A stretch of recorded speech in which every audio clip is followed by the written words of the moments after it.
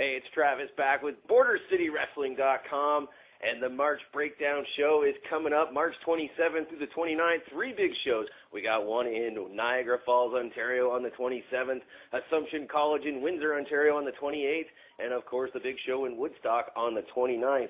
Now on that show on the 28th, they are taking the BCW Championship out of Mothball, and it's going to be a big 8-man gauntlet match for that title. All 8 men are going to be vying to join that elite list of former BCW champions, including Mikey Whipwreck, Sabu, and 5-time champion Scott D'Amore. Now, they're all good, but only one of these men in this match is Devine. And on the line with me right now is that man, Johnny Devine. How's it going, man?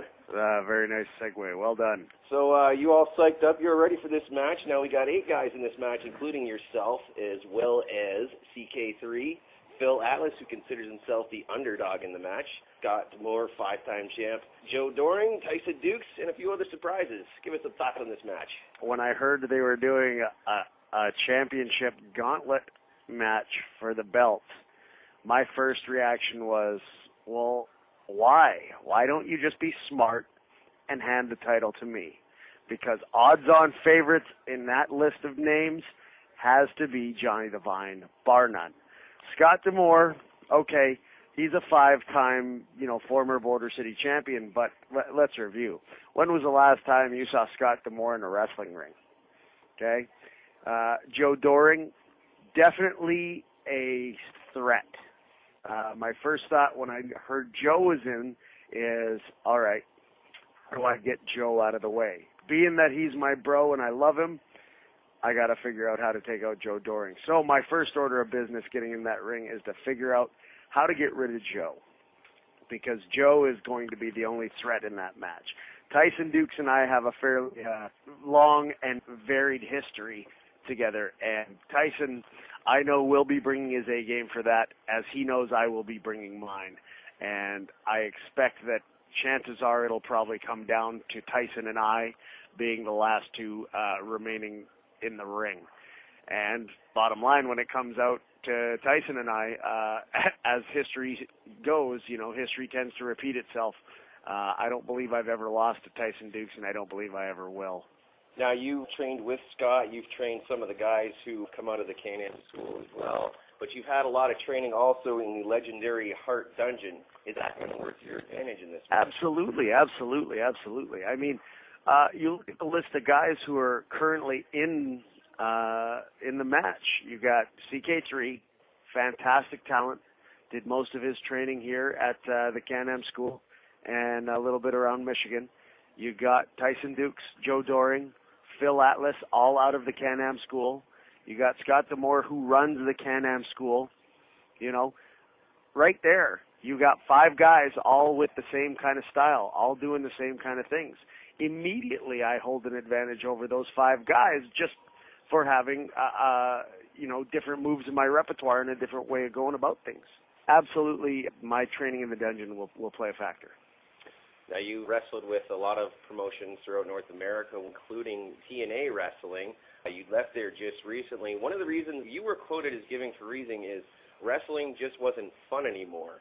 So have you now gotten that passion back, maybe with the lure of a championship match in front of you? Is that what might be driving you back?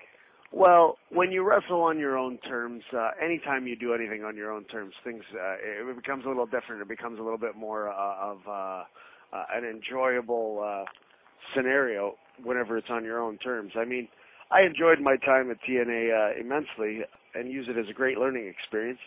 But is it the be-all, end-all? No, not even close. So, have I got the passion back? I wouldn't say fully, but I'm definitely enjoying myself a lot more. Do you see yourself ever returning there or possibly heading up to New York to work for the WWE anytime in the future? Well, that's the great thing about wrestling is it's a never say never business. Hulk Hogan returned to the WWE 3 times, right, after, vowing to kill Vince McMahon in the ratings by starting his own company and so on and so forth. So I will never say never as far as working anywhere at any time, because who knows what the future will hold. What I will say is I will always be ready to wrestle, be it at TNA or WWE or wherever else, and anytime I'm on the bill, fans can always expect to get at least one fantastic match every night. I asked Johnny if he took the title in Windsor on the 28th, would he defend it in Woodstock on the 29th? Oh, absolutely. I would never dream of not defending a title that I hold. I am the quintessential fighting champion if you put that belt on me. I'll take on anybody at any time, anywhere. Those lucky fans in Woodstock. Woodstock will be in for a treat because I will be making a title defense that day. Outstanding. Now, the movie The Wrestler just came out. It's about Mickey Rourke, aging superstar, kind of getting back into the ring again to recapture that one last piece of glory. It's a movie, It's nothing more. I get such a kick out of these people who put so much stock into a movie. Like, it's the greatest wrestling movie ever made, and people should bow down to it. And Mickey Rourke did a fantastic job. I'm not going to deny that. Mickey Rourke was wonderful. As far as movies go, it was a good movie. Good story. Did it show the life of a professional wrestler? On certain levels, yes. But let me make this comparison to you. Randy the Ram, Mickey's character, is drawn from a number of different retired superstars, quote unquote, from various organizations. But myself, I will make the comparison of take Randy the Ram and compare him to a guy like Randy the Macho Man Savage. Okay? Both are guys who were supposedly at the top of, main eventing the huge shows like the WrestleManias and so on and so forth, and have now found themselves working the indies. Do you really think you would see Randy, the Macho Man Savage, having thumbtack matches and being put through tables and, busting himself open night after night on the indie scene and still living in a van? Never happened. So the realism, while kind of there, it's not as accurate as everybody makes it out to be, and, that's the bottom line. It's a movie. You've had a fairly long storied career yourself. What do you consider one of your greatest matches? My favorite match of all time was a last man standing match from Thunder Bay, Ontario against a guy named Highlander Rob McManus. It was probably 4 years ago, and it easily is my favorite match of all time. My favorite television match or pay-per-view match that I had would definitely be, if not the Ultimate X match where I nearly died multiple times last year, it would be the cage match that we had at Lockdown last year.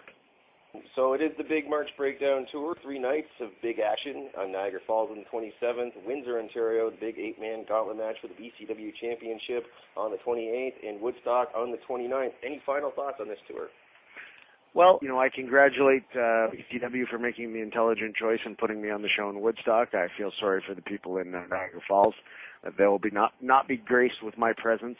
C'est la vie. I'll be back around eventually. And guaranteed, Windsor, Saturday night, Assumption High School, March 28th, Johnny Devine, BCW champion. Put it in the books. It's the Border City Wrestling March Breakdown Tour. 3 big shows happening Friday, March 27th at the Canadian Serbian Cultural Center in Niagara Falls, Ontario. Saturday, March 28th in Windsor, Ontario at Assumption Catholic High School. The big battle for the BCW Championship. And Sunday, March 29th from the Woodstock Community Complex. You can get your tickets online at BorderCityWrestling.com or by phone 519-971-8019. It's the Border City Wrestling March Breakdown Tour. Don't miss out.